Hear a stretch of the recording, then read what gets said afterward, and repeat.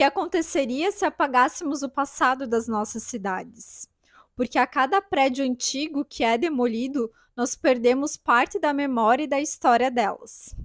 Para evitar que esse tipo de situação aconteça, existem movimentos como o que a Unesco promove, que ela seleciona alguns patrimônios, que são os chamados patrimônios da humanidade. Podem ser locais, monumentos, áreas naturais e manifestações culturais que têm uma importância muito grande e um valor super inestimável para a humanidade. Alguns desses locais são esses que temos aqui nas imagens, e esse movimento acontece justamente para garantir a preservação do legado histórico, cultural e natural que existe em diversos tipos de países, em diversas culturas e que enriquecem o nosso mundo. Taj Mahal na Índia, Machu Picchu no Peru, as pirâmides do Egito e também a Acrópole em Atenas, na Grécia, são alguns desses exemplares. E olhando para essas 4 imagens, a gente já percebe uma diversidade tão gigantesca da parte cultural, arquitetônica e também da configuração desses espaços.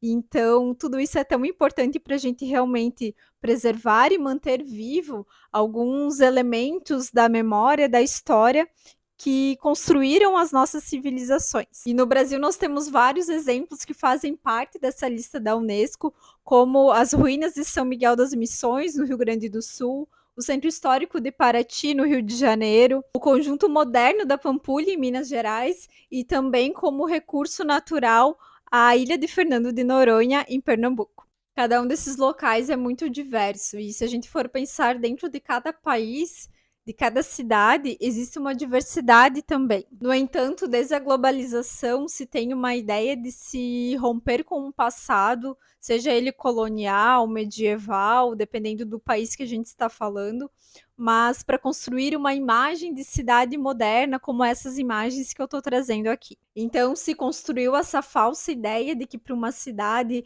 estar desenvolvida, para ela participar desse mundo global, ela tem que ter esse tipo de imagem e de característica, mas isso não é verdade. Uma cidade que é moderna, que está em desenvolvimento, ela justamente preserva sua história, sua memória, sua cultura, que fizeram parte do seu desenvolvimento ao longo da história e que representam o seu povo. Mas para isso a gente não precisa preservar somente grandes monumentos, grandes construções, grandes edifícios. Cada edifício é importante para a história da cidade e merece e pode ser preservado e adaptado ao longo do tempo. Porque se tem muito também essa cultura de demolir o que é velho, o que é antigo, para construir edifícios novos, para construir arranha-céus e descaracterizar realmente a cidade e o que torna ela única. Então, vou trazer aqui alguns exemplos de edifícios que originalmente foram construídos para determinada função, mas que com ao longo do tempo se teve essa necessidade, a oportunidade de transformá-los e adaptar eles às novas funções daquela nova sociedade, que era diferente daquela sociedade original no tempo no qual eles foram construídos. E esses edifícios mostram que sim, é possível integrar então a memória com o presente. No Brasil, um exemplo que eu quero trazer é o Sesc Pompeia, que está localizado em São Paulo, que é um lugar muito lindo, e é o projeto de revitalização. Eu tenho muita admiração, muito carinho, porque ele foi desenvolvido pela arquiteta Lina Bobardi. Originalmente, por volta do início do século XX, esses edifícios que aqui na imagem estão em tijolo aparente pertenciam a uma fábrica de tambores. Então, esse foi o uso original pelo qual ele foi projetado. Mas, por volta da década de 70, a Lina fez um projeto de revitalização desse espaço, que já não tinha mais esse uso de fábrica, e transformou ele num centro cultural e de lazer. Então, esse local ele foi todo reorganizado e replanejado para receber, então, esses novos usos de oficinas, quadras esportivas, também parte de exposições. Preservando, então, alguns elementos dessas edificações da antiga fábrica, então deixando esse tijolo aparente, a estrutura do telhado também aparente e valorizando essa arquitetura mais industrial. E além desses edifícios antigos que já existiram, também ela projetou esses blocos de concreto aparente que também trazem uma harmonia com esses edifícios existentes e também foram utilizados para abrigar esses novos usos. E o mais interessante desse tipo de projeto é que, ao invés de demolir esse edifício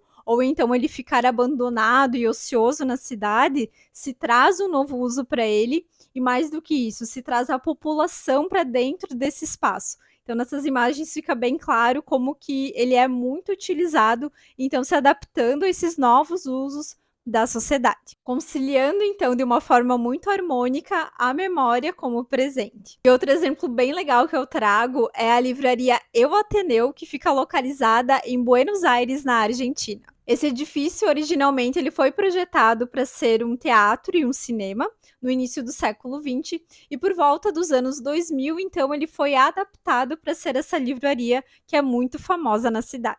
E esse é um local super legal de conhecer, porque ele preservou esse encanto da arte, do cinema, do teatro, que está muito presente na arquitetura, tanto interna quanto externamente, e foi super bem adaptado esse novo uso da livraria. É muito legal a gente ver um edifício que é super antigo, tendo novos usos e permitindo com que as pessoas de agora consigam experienciar essa arquitetura e ter noção de como eram construídos os edifícios daquela época, nesse tipo de estilo arquitetônico, no presente. E outros exemplos também que não mudaram de uso, mas que permanecem vivos, né, na memória e no presente das cidades, como o Mercado Ver o Peso em Belém, no Pará, que foi construído por volta do início do século XX. Então é uma estrutura super marcante, que a gente olha a imagem e já sabe que é ele, e que faz parte, então, da memória, da história e do presente de diversas gerações que passaram pela cidade ao longo de todos esses anos. Então é muito interessante ver como que a arquitetura ela pode, né, ir contando essa história da cidade e acompanhando também essas gerações ao longo do tempo, sem necessariamente precisar mudar o uso. E por fim, a Catedral Notre-Dame, em Paris, que foi construída por volta do século XII e que também passou por várias reformas, restaurações ao longo do tempo e que também preserva essa memória, a história da cidade e faz parte do presente ao longo de todos esses séculos. Então, é muito legal a gente ver como é possível preservar todos esses elementos e características que são únicas de cada cidade e as diferenciam uma das outras, permitindo o acesso então das pessoas a esses tipos de arquitetura, a esse tipo de cultura, e isso que torna cada sociedade viva. É isso, agora me conta a tua opinião sobre o assunto, se inscreve no canal, curte o vídeo e até!